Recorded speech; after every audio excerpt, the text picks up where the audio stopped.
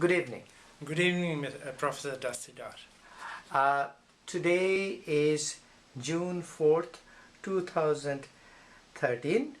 I'm speaking with Mr. Murli Milwani, and this interview has been conducted in Washington D.C. Today is a Tuesday. Mr. Milwani, what's your desh? My desh is Sindh. Sindh. And in Sindh?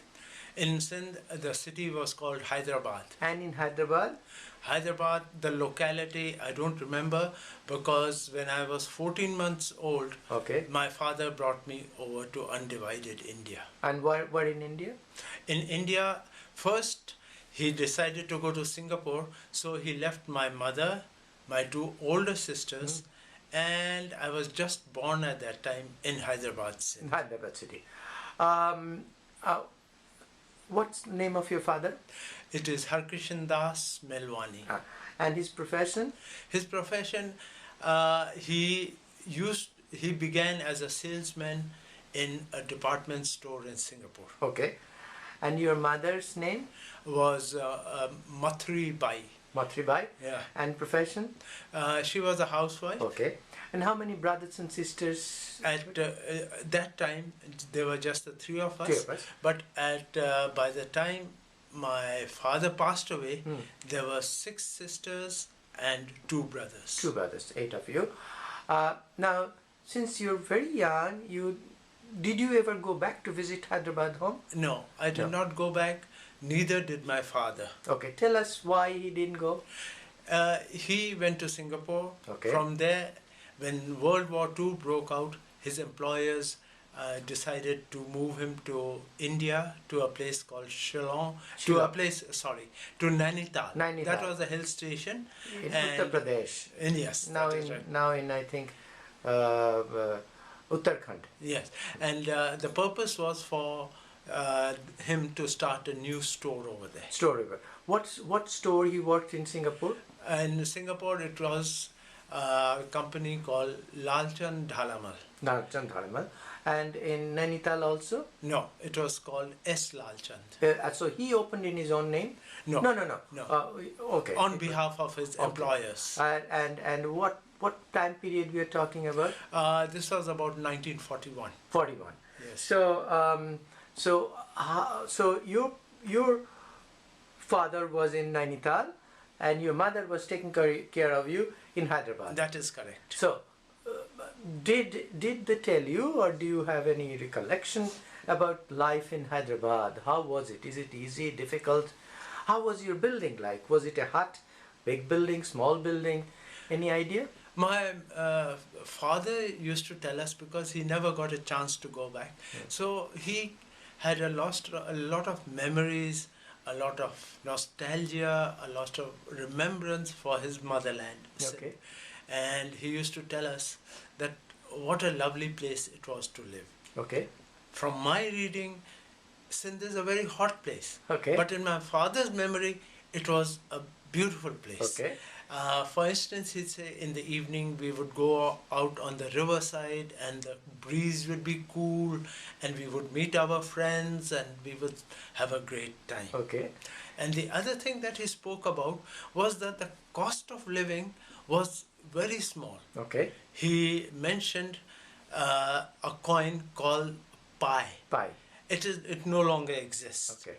And he says for a pi, one could buy a packet of pakoras from roadside vendors. Okay. Pi, I believe, 1 rupee was divided into 60 nana. Yeah. And the 60 nana was divided, 1 anna was divided into 4 paisa. And then paisa was divided into a couple of pies. 8 pies, I think. 8 pies. Yes. So it's 1/8 of 1 penny. Yeah, Indian penny. That is right. So you're talking about really, your other extended families lived in Hyderabad too? My uncle and my sisters, my uncles and my aunts, that means my father's sisters lived there, but they were older than him. Okay. They got married and they had moved to India already. So tell us about your father's life. So your mother is in Hyderabad, your Yes. father is in Nainital. Did they ever to ever meet? Yes, it so happened that after 1941, when my father had opened the store in Nainital, Nainital. his employers saw that there was an opportunity in Shillong, because Shillong used to be the rest and recreation station for British troops. And you are talking Shillong in Eastern Assam. India. Yeah, in Eastern That was India. in Assam, now it's in Meghalaya. And that is correct. Okay. And so he opened a store in 1942 or 43 over there, and at that time he got my mother, myself and my two sisters over to Shillong. Sure. And what happened to your Hyderabad house?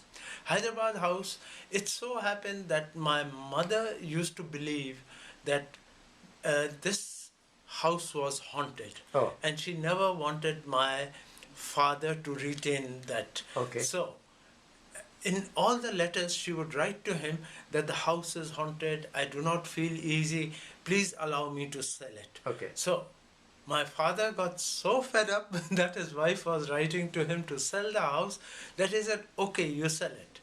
Then the rumor got around that the house was haunted and nobody would buy the house. Oh. So my father said, then you wait. She said, no, I cannot live in this house. So she sold it at a very, very low price. And this is before partition. Before partition. Okay. So to that extent, we are more lucky than most people who lost their property in Sindh. So then did he buy a house in Shillong? No, he was an employee at that time. Okay. And so he did not, in fact, for his whole life, he lived in a rented home. Okay, in Shillong? In Shillong itself. Okay. And over there, but the sad part was that he always used to carry very happy memories of his homeland. Okay. He would always talk, and especially after partition, when partition happened in 1947, I remember my father came home and he just started crying. And I asked him, I said, what are you crying? He says, you will not understand this. You will not understand this. But gradually, after a short time, our mother would tell us that, look, he used to love his homeland so much that he misses it now. Please don't ask him this question, that why are you sad sometimes? Especially, and after that, he would read the newspaper. He used to read a newspaper called the Amrita Bazar Patrika. Yes. It used to come from Calcutta. Yes, Amrita Bazar. Patrika. And there were days after that partition, after I saw him crying for the first time, he would be very sad, and he would show my mother some pictures in the newspaper. But somehow my mother and father never told us children what the problem was. But now when I grew up and when I could understand it, it was those pictures of dead bodies, of the massacres, of trainloads of people coming full of dead bodies and the horrible stories. And our father did not want us to hear that, because they would leave kind of impressions on our little minds. But he himself, I think, was a very brave man, because he held it to himself, although he was very sad. And he always, then after a couple of years, he got over that, and he said, the pity is, I am an unlucky man. I will never be able to go home to my motherland. And he says that you will not understand what it is to like, it is like losing your mother. I have lost my mother, and I am like an orphan in the world. Oh. So his words were orphan, but he told us this when we were a little older and we could understand his sorrow, his sorrow. pain and sorrow. Sorrow, okay. So he never, or did you ever go back to Pakistan? Did he ever go back No, there? he never went back. What about your aunt's family? They had moved out from Sindh before partition. Okay. And So, but none of you, did you have any casualty? Did you have any of your extended family have any problem? well, there was, one of my sisters had left a lot of property over there, and one of her son wanted to go back and try to tried to get the tenants were Muslims, and they told them that we will keep the house for you. And my aunt's son wanted to go back, but my aunt said, no, if you go back, we do not know whether you will be able to come back or not. Let that property go. It does not matter. Okay. So your aunt settled in Shillong too? no, she settled in Calcutta. Okay. And over there, Calcutta, they opened businesses by the name in New Market called Lalchan Dhalamal. Yeah. I think I have seen that You've too. seen that store. Yeah. So so he just lost. In your case, at least, he was able to sell it before, because it was before Yes. partition. Yes. But other people, if they were not able to, they just because lost I heard everything. stories that different relations of ours had to leave at a very short notice, and often they would be rushed into the trains. The men would come and tell the women of the house, take what you can in a few bundles and let us go. Okay. All right. So after you lived rest of your life in Shillong? I lived there till the age of 40. Okay. But somehow I think my father's DNA was to be like a gypsy, not to have any fixed home. So I think I inherited his DNA because at the age of 40, I was teaching in a college over there. I had a very Shillong? In Shillong. Okay. And I had a bookshop also. But then there was some tribal trouble.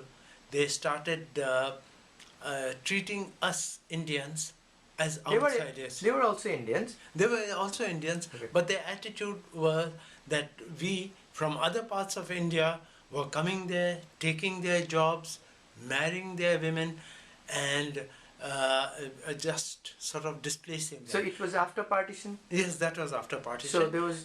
And the year was about from 1965 these troubles started. Oh, okay. And the troubles were such that in the evening, if what they called us foreigners, if we Indian foreigners were Indian alone on the foreigners road, in your own land. Yes, and we were foreigners in our own land, we would be attacked by the tribals, or we would get threatening letters.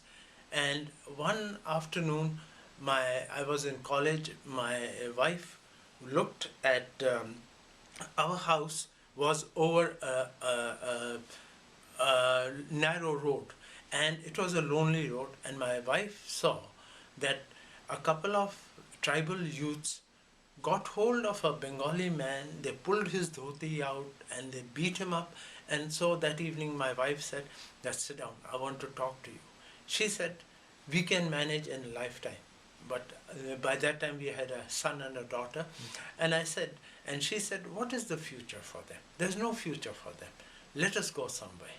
So at that time Taiwan was opening up, and we took a decision. My wife's brother, Mona's brother, used to work in the export trade in Hong Kong. Okay. So I told him that, "Look, can you train me in the export trade? And I have a small saving amount of money." And I went to Taiwan, and there in Taiwan, for 3 years it was very difficult, but then by God's grace we did well over there. And You opened a business? yes, I opened an export business over there. And then when our children were growing up over there, they went to an international school. But the type of education in Taiwan is such that after high school, the medium of instruction is Chinese. So I sent our children to America to study over here. And as I told you, perhaps my father's blood had a gypsy DNA. So I inherited the DNA. My children have inherited the DNA. They have settled down in America, and they told us, my wife and me, that, well, you have to move here. And we said, no, we are quite happy in Taiwan. But when they made us grandparents, my wife would come for 2 months over here. She would come back to Taiwan, live with me for just 2 weeks, and then After 2 weeks, she would say, I feel lonely, I want to go back to the grandchildren. So next time she came, I said, you are staying more than 2 weeks. You have to stay at least 2 months like you stay over there. So she said, yes, I will do that. But after 2 weeks, it was the same story. For 2 years, I tolerated this. Then I told her, okay, sit down. And I gave her an ultimatum. And the ultimatum was that either you live with me or go and live with your children. But you know, ladies have a great talent for compromise. She said, we will do this. I will move there, but you also move with me. And so when a wife is determined, a man has no chance, Professor. All right. So you became refugee 2 times, in a sense. Yes, in a sense. In a sense, you become your. And over here also in America, I moved to Miami first. I lived there for a year and a half. Okay. But I saw that the level of education was very low, and the women in Miami were interested in doing a nose job. The men were interested in fast cars, and I said, I don't want my grandchildren to grow up in an educational system like this, because what brought me out was education. As professor, you can understand, education is power. Yeah. That power helped me. I wanted to help my grandchildren. So I moved to Dallas. Very nice. Now, let me ask you, did your mother ever go back to Sindh? No, she never went back. She never went back. Yes. You already mentioned that your family felt very discriminated in Shillong. Yes. So much so that you had to leave your business and home to go to a literally foreign country. And in a trade, I had no experience. Yes. So it must have been very serious. 3 years were very difficult. Very serious for you. So when people ask you, where is your home? What do you say? India, Sindh, what do you say? Or Shillong, or Sindh, or I don't know, Calcutta. What do you say? I saw how my father was sad because he had lost his homeland. So I do not want to, from his experience, I do not want to feel the same way. So I have taken a quotation from Sanskrit which says that the whole universe is my home. So I make myself happy with that thought. All right, very, very fine. Do you think that in your case the Sindh became a part of Pakistan? Did anybody benefit? Did the Sindhis benefit overall? Muslims benefited, Hindus benefited, anybody benefited because Sindh became part of Pakistan, not of India? No, definitely not. And in fact, over there, when I meet some Sindhi Muslims in America, they said that they made a mistake in agreeing to partition because the Sindhi Muslims themselves have been discriminated against by the Punjabi Muslims, by the Mohajirs, by the Baluchis and the other communities. They treat the Muslim Sindhis as second-class citizens. Really? So many of the Sindhi Muslims that I meet in America, they say that no, we should not. Do you speak Sindhi at home, or yes, I speak Sindhi at home. My wife can speak Sindhi. Our children can understand it, but they're born and raised elsewhere. Here, so they have lost the language. Do you think Hindus and Muslims can live together?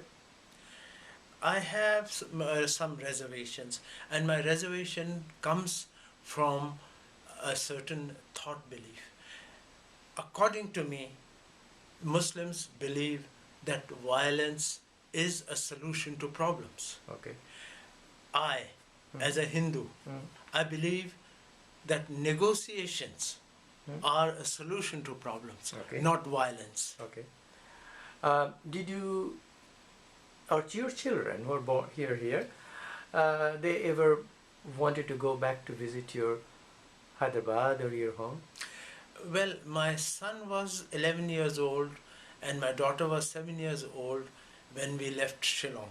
So for them, home is Shillong, and they always carry good memories of it.